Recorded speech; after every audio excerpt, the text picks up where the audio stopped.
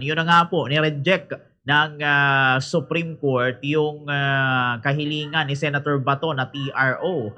Dahil dito, attorney, una ko pong tanong, ano po ang ibig sabihin nito? Anytime ba, attorney, pwede na siyang arestuhin? And ano ba siya, attorney? Fugitive na ba siya? Pugante na ba siya? O hindi pa naman, attorney? Well, kung titingnan mo kasi yung kahilingan nila sa TRO is to prevent the serving of the warrant of arrest ng ICC.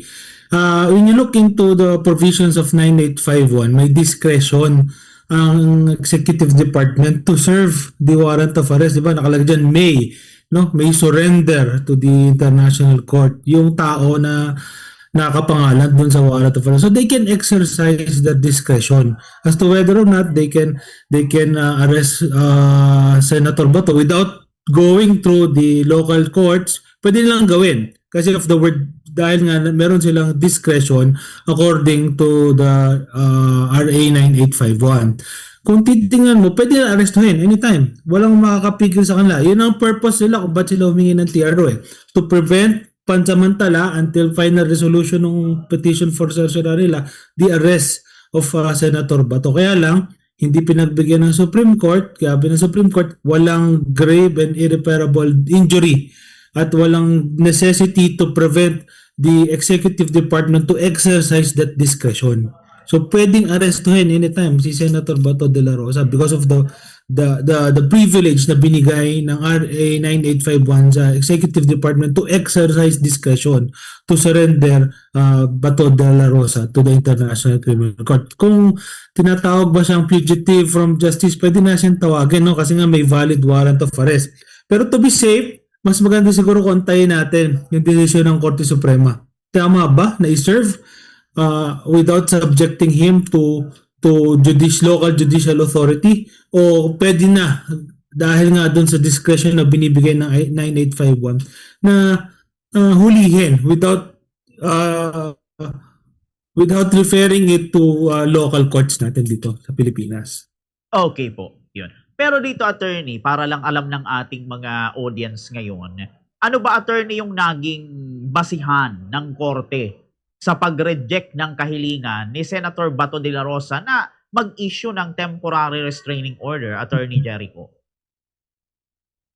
Well, actually, hindi pa natin alam yung exact reason, no? Kasi hindi pa nila nilalabas yung buong discussion or yung buong decision. I think next week pa yata nila ipapublish yung buong decision, including the dissenting opinion. Ano yan hati yung korte dyan, no? 951. Ibig sabihin, 9 denying the TRO, 5 granting, tapos 1 na nag-abstain. So, hindi pa natin nababasa yung exact basis ng Supreme Court bakit nila dinenay yung request for temporary restraining order. Pero if you will look into the general aspect of TRO, ang request kasi, ang TRO kasi nire-request kung merong irreparable injury na mangyayari dun sa tao na nagre-request ng TRO pagka hinayaan mo patuloy na gawin yung aksyon or yung exercise yung power hanggat hindi pa na-decide yung main issue ng kaso.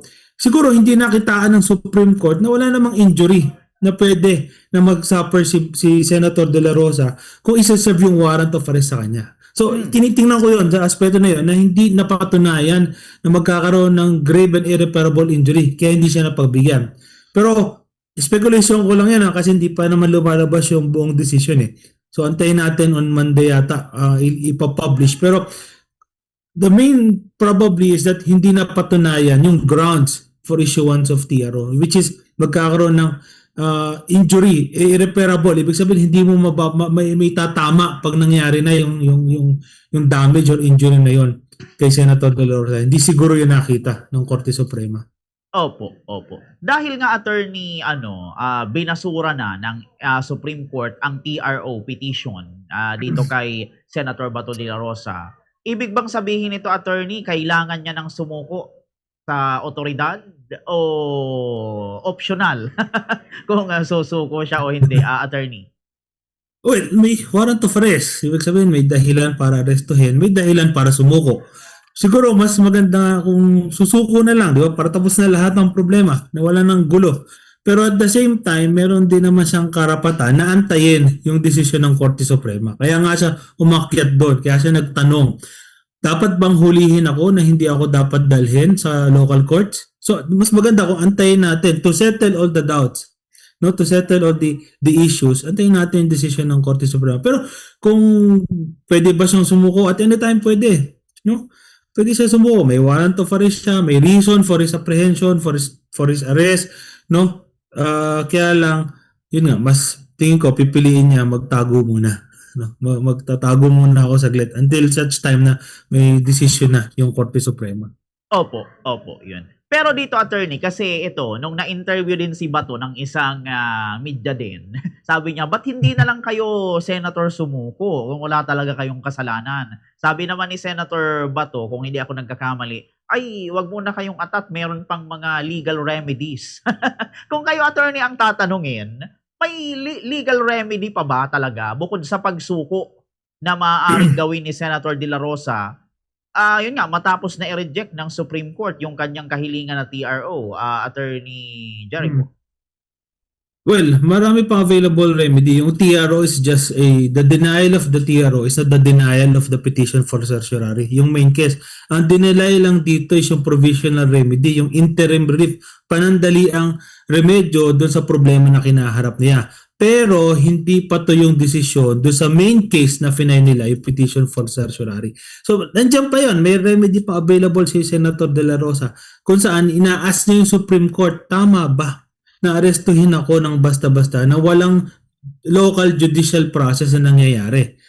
At the same time, kung mahuli man siya, sabihin ng Supreme Court, tama na pwede kang arestuhin, meron din siyang remedy sa ICC. Doon niya questionin yung issuance ng warrant niya. Doon niya tanungin, tama ba na hinuhuli niyo ako? Tama ba yung warrant of arrest ninyo? So maraming remedy available. In fact, yung accused of a crime, marami ang karapatan under our constitution, under the Rome Statute, marami silang karapatan kasi nga hinahayaan ng estado na exhaust lahat itong remedyo na to para to prevent, kasi in criminal case it involves liberty makukulong ka for a very long time, di ba? Liberty of the person. So may binibigyan ng batas yung karapatan na akusado na exhaust all the remedies. At this point in time, meron pa, marami pa siyang remedy available, including itong petition for certiorari sa Supreme Court, at the same time yung remedy available under the Rome Statute sa ICC. Opo, yun. If ever, attorney, na maaresto si Senator Bato, paano ang magiging sistema nito, attorney? Diretso ba siya agad sa ICC? Baka kasama ba niya si former President Duterte? O dito lang muna siya sa Pilipinas, Attorney Jericho? Well, kung susundin mo yung 9851, may discretion yung executive o yung arresting officer, yung person who will initiate the arrest of Senator Bato de la Rosa, to directly surrender him sa ICC. May surrender him to the International Court. May discretion yan. Parang yung nangyari kay President Duterte, dinala nila sa Hague kaagad, di ba? Sinakay kaagad sa aeroplano, dinala nila sa Hague. Kasi may discretion sila to send him directly sa ICC. Pwede din, they can exercise. Dito nila i-serve muna to check whether yung warrant of arrest ba is proper. Pwede nila i-check kung applicable ba siya, o pwede ba natin, by valid reason ba tayo to send him to the Hague. So may discretion talaga at this point, kasi wala pang exact definition or walang exact interpretation yung Supreme Court regarding the Section 17 of 9851. So may discretion yung Executive Department to send him directly to the Hague sa ICC, or dito muna for the local courts to check kung valid or enforceable ba yung warrant of arrest against Bato de la Rosa. So marami pang option. Opo, yun. Because of the discretionary nature of Section 17. Opo. Pero dito, attorney, pagkasakali ulit na si Senator Bato maaresto, anong ibig sabihin nito, attorney? Ibig bang sabihin nito hindi na siya senador? Ano ba siya, attorney? Senador ka dati, ngayong arestado ka na, hindi ka na senador. Ganon ba yon, attorney? Hindi siya automatic, no? Kailangan magkaroon ng ng hearing sa Senado kasi ang only entity that can remove Senator Bato de la Rosa sa roles of the Senate is the Senate itself. No? Remember, ang pwede lang magtanggal sa kanya sa pwesto, hindi ombudsman, hindi sandigan bayan, kundi yung Senado mismo. Yung grupo mismo by the House of Committee, House of Committee on Ethics nila, no, by vote of two-thirds yata ng members of the Senate, yun lang pwede magtanggal sa kanya kahit may pending case yan. If you can recall, nakulong na dati si Senator De Lima, di ba? Nakulong na dati si Senator Trillanes, pero hindi sila natanggal sa pagiging senador nila during that time kasi hindi automatic na pagka nagkaroon ka ng kaso at nakakulong ka, ay tanggal ka na sa pagiging senador. So, kailangan may movement, may action yung mga kasamahan mo sa Senado to remove you from the Senate.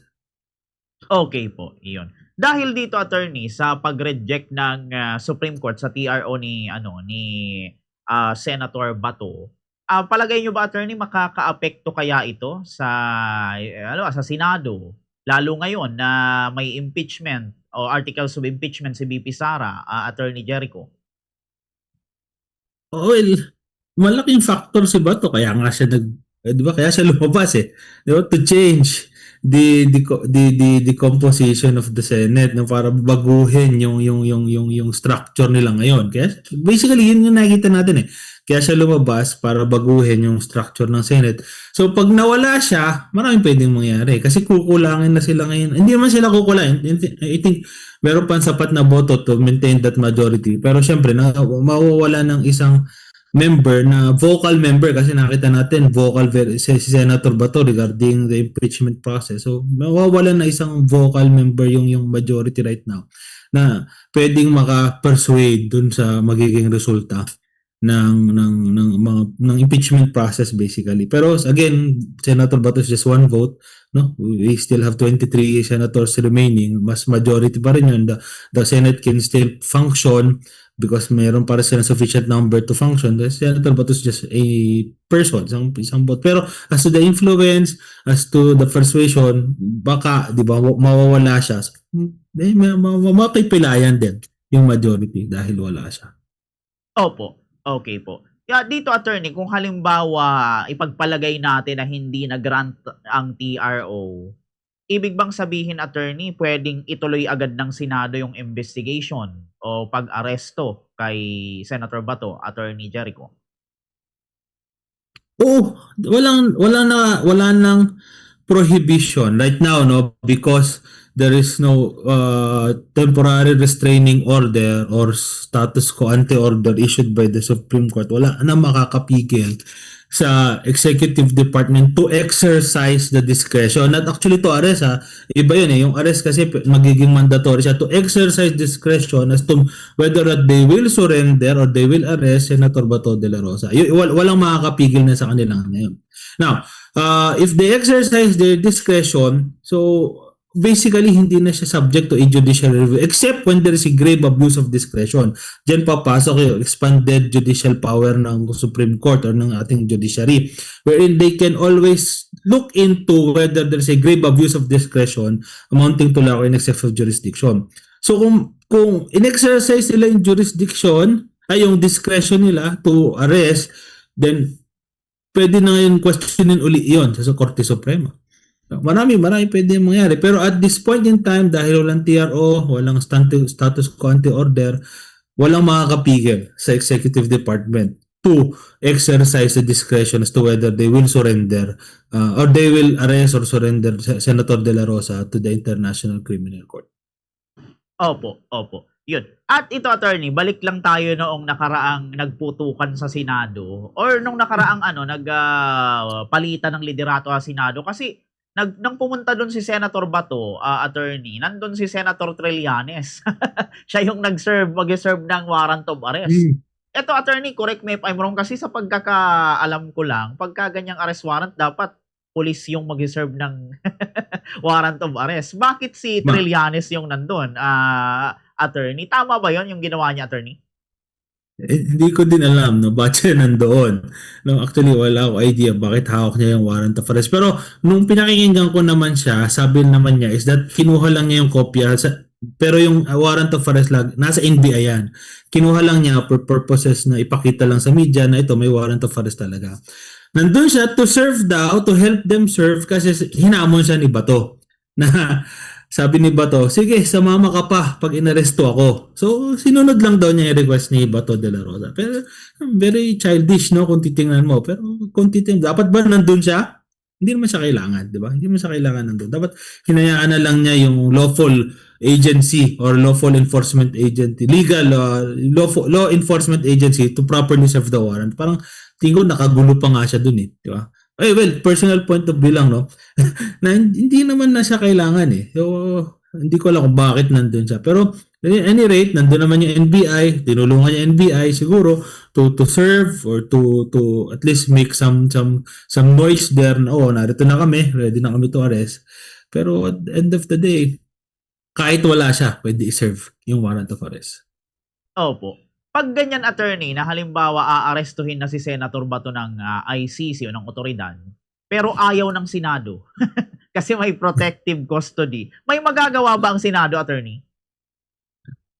Ah, actually wala eh. No, remember that the Senate is not a sanctuary for its members. Hindi siya parang bahay mo na basta-basta hindi pwede lusubin kung wala kang warrant o search warrant or warrant of arrest, di ba? Yung Senate is not a sanctuary for senator to escape the hands or the arms of the law. Basta may valid search warrant, dapat isuko siya ng Senado. You remember the case of Laila de Lima, Juan Ponce Enrile, Antonio Trillanes, diba, Bong Revilla, lahat yan, sitting senator yan nung inaresto yung mga yan. And hindi, walang nagawa yung Senado to prevent. Siguro for a period of time, hinayaan muna doon, pero at the end of the day, sinuko pa rin siya. Nobody's above the law, kahit member ka ng Senado. If may valid warrant of arrest, di dapat isuko mo. Huwag mong tulungan tumakas kasi nagsiset ka ng masamang example. Di ba? If you're helping someone with a valid warrant of arrest tapos hinayaan mong tumakas, you're setting a bad example to the others. So, pwede pa lang gawin yun. Pwede pa lang tumakas, which hindi naman siguro tama. Well, again, at the end of the day, no one's above the law. Kung may warrant of arrest ka, sumuko ka. Opo, yun. Dito, attorney, balik tayo dun sa TRO. Pag ganito, attorney, mga kaso tulad ng kay Senator Bato, karaniwan ba talaga, attorney, na dinidismiss ito ng Korte Suprema, yung TRO petition sa ganitong klase kay Senator Bato, o may mga precedent naman na nagagrant yung TRO ng Supreme Court, attorney Jericho? Una-una, mahirap makakuha ng TRO sa Supreme Court, no? Mahirap talaga to prove na yung certain action of the government will be put on hold just dahil merong irreparable injury or damage na mangyayari doon sa nagre-request for a temporary restraining order. But based on my experience, nahihirapan, pero may times naman na nakakasecure din kami ng TRO kahit papaano, no? Dahil kailangan mo lang patunayan na may irreparable injury at extreme urgency na pigilan mo yung government agency to exercise a particular power for the meantime until you resolve or the Supreme Court resolve the main issue of the case. May nagagrant, if you can, marami din naman nagagrant pero mahirap makakuha ng TRO. In this case, siguro ito yung nasa general rule tayo na hindi kami magagrant kasi hindi namin makita yung extreme urgency at irreparable injury na dito sa issue na to. Ayan. Opo, yun. Ito, attorney, mga remaining question na lang po. Dito, attorney, dahil ni-reject nga ng Supreme Court ang TRO ni De La Rosa, may pagkakataon pa ba siya, si Senator Bato, attorney, na mag-file naman ng motion for reconsideration? Attorney, ano yung possible na legal argument nila kung ipe-present nila ito, attorney Jericho? Well, narinig ko kanina yung mga lawyers ni Bato, magpa-file daw sila ng MR. No, they'll be filing the motion for reconsideration. The problem nga, hindi pa natin alam kung ano yung dahilan ng Supreme Court kasi hindi pa na-publish yung decision, hindi pa siya available for public to read yung decision. So hindi natin alam kung ano yung possible arguments.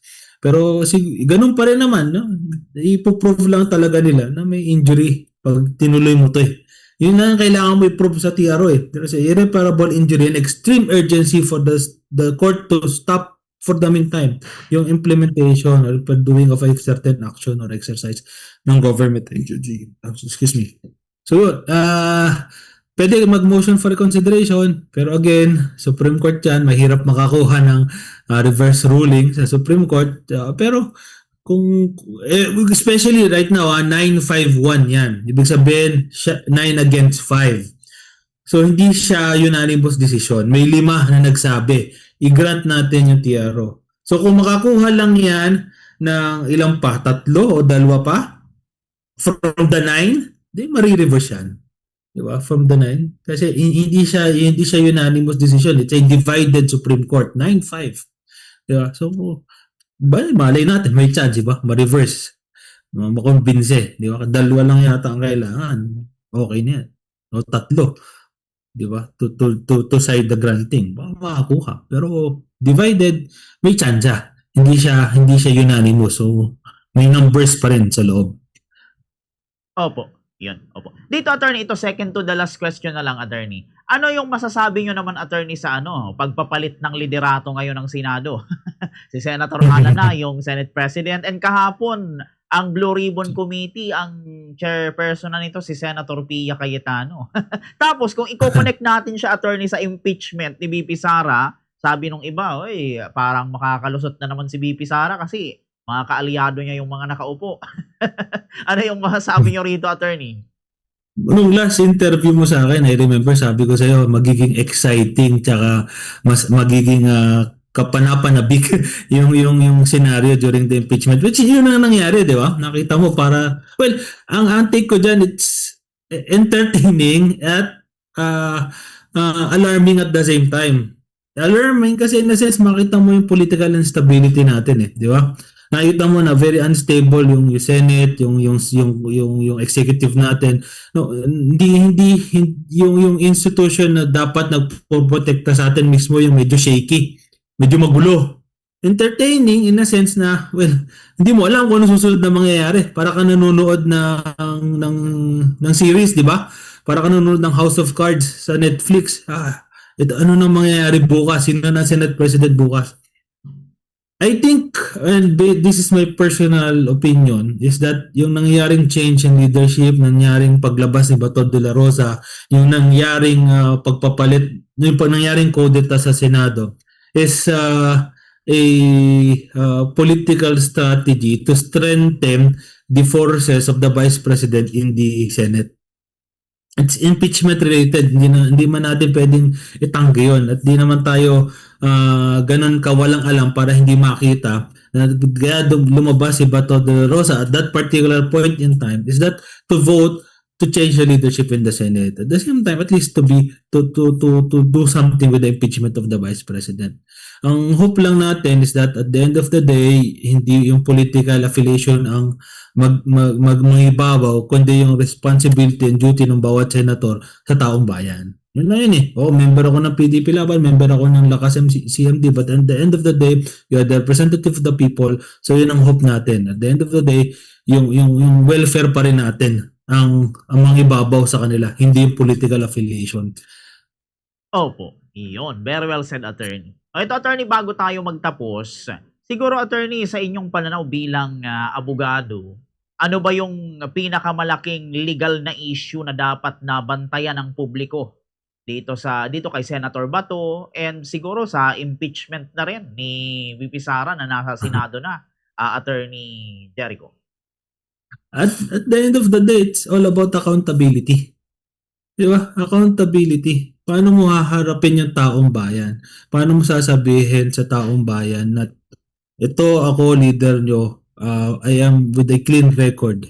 Diba? You prove yourself in a proper forum, in a proper tribunal na patunayan mo that despite this whole allegation, I still deserve to become the Vice President or to become a Senator of the Republic. No? Maging accountable ka doon sa mga ginawa mo. Kasi hindi ka naman nandyan kung hindi dahil sa taong bayan. So patunayan mo sa taong bayan na I am serving you well and walang katotohanan yung sinasabi lahat sa akin. So face all your charges. Huwag ka tumakbo, huwag kang magtago, huwag kang gumamit ng strategy. Kung may kasalanan ka, di panagutan mo. The end of the day, yun, accountability pa rin yung dapat nating tingnan.